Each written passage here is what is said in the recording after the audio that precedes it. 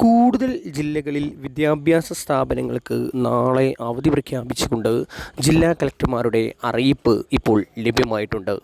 വിശദമായ വീഡിയോയിലേക്ക് കടക്കുന്നതിന് മുമ്പ് ഈ വീഡിയോ ആദ്യം ഒന്ന് ലൈക്ക് ചെയ്ത് കാണാൻ ശ്രദ്ധിക്കുക.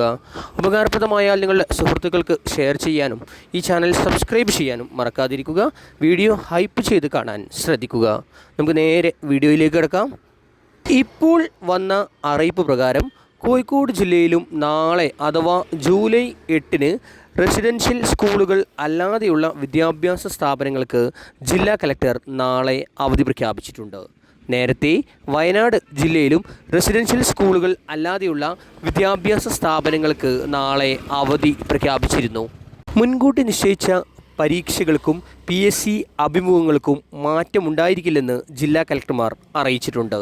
കൂടുതൽ അവധി വാർത്തകൾക്കായി ഈ ചാനൽ സബ്സ്ക്രൈബ് ചെയ്യുക. Thanks for watching.